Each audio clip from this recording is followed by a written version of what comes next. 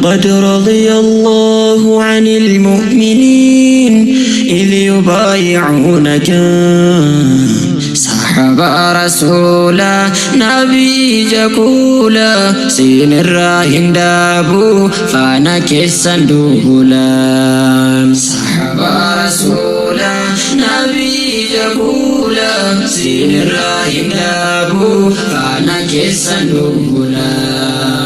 جالين نبينا محمد أمينا يا للا إساني دبة يقينا جارة الكاسي إفباس دينا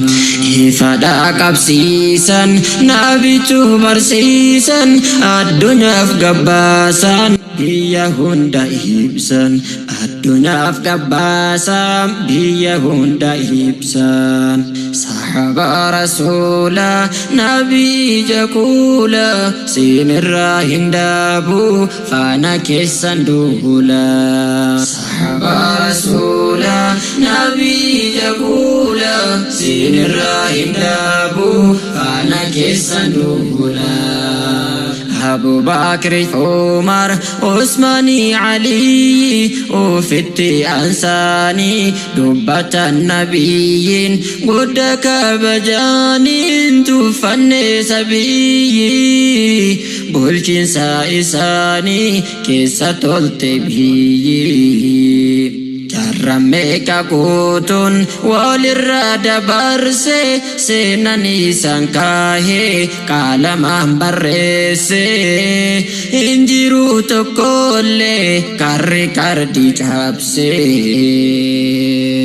Sahaba Rasulah Nabi Jakula Sinir Rahim Dabu Fana Kisan Duhulam Hayyume kadufe yosena barresu takayun dagane makasani kasu golan sena sene haga isan ibsu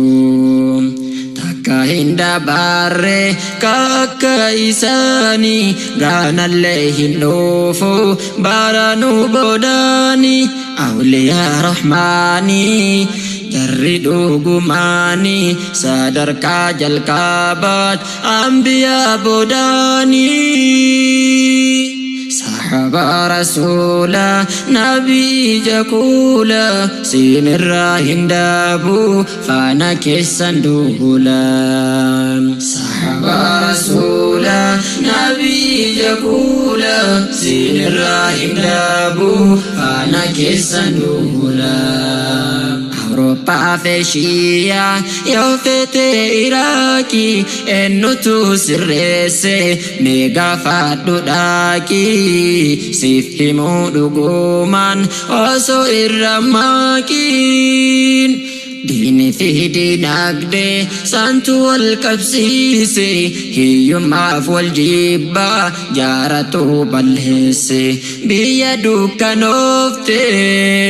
Hunda deme hibsi Sahaba Rasulah Nabi Jakula Sinir Rahim Dabu Fana Kisan Duhulam Sahaba Rabbi tujallate Sahaba Qur'anan dubbate Sahaba Salama gafate Sahaba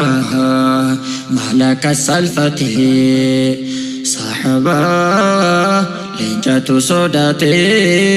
Sahaba Dukanis niftif Sahaba Nama san jallate Rabbi tu jallate Nama isan jibbe Jibban sasabate Munafika male Wa isan hinjibbu Namni san jallatu Nama mana kabu Munafika male Wa isan hinjibbu Namni san jallatu Nama mana kabu Sahaba Rasulah Nabi Jakula Sinir Rahim Dabu Fana Kisan Duhula Sahaba Rasulah Nabi Jakula Sinir Rahim Dabu Fana Kisan Duhula صحابة رسولا نبي جكولا سين الراهن دابو فانا كيسان دولا صحابة رسولا نبي جكولا سين الراهن دابو فانا كيسان دولا